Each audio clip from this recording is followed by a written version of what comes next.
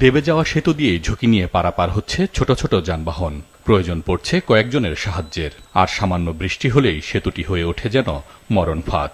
যানবাহন চলাচল তো দূরের কথা, হেঁটে পারাপার হওয়াই দায় তখন।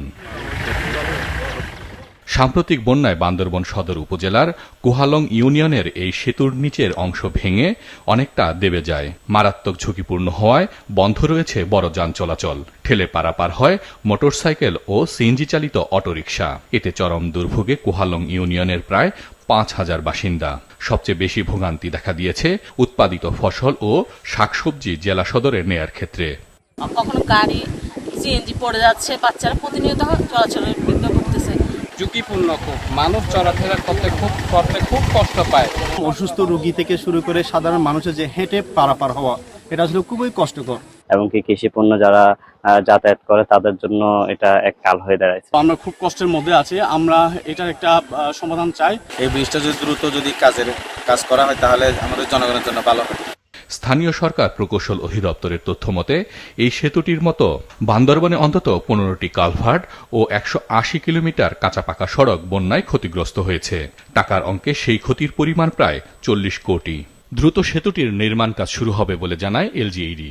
শীঘ্রই কাজটি শুরু করবে ঠিকাদার, এবং এটা নির্মাণ করতে হয়তো 1 বছর সময় লাগবে। 1 বছর সময় একটু এলাকার লোকজনদেরকে কষ্ট করতে হবে। আশা করি ব্রিজটি নির্মাণ করার পরে স্থানীয় জনগণের কষ্ট লাঘব হবে।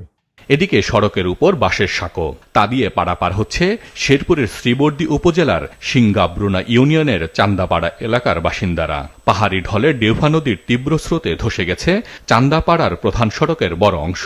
এর ফলে জেলা ও উপজেলা সদরের সাথে বিচ্ছিন্ন ওই এলাকার সড়ক যোগাযোগ। থমকে গেছে স্বাভাবিক জীবনযাত্রা।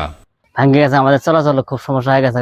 গাড়ি ঘোড়া যাইতে পারে না, আমরা হাঁটি আসতে হয়। খুব অশান্তিতে আছি, এখানকার অশান্তিতে পোলাপান গুলো অঙ্গ দিয়া হানা গে নিজে ঘুম পাড়ের পাইতাছি না, এমন জ্বালা হয়ে গেছে গা। চলাচল এবং কৃষি পণ্য পরিবহনের খুবই অসুবিধা হচ্ছে।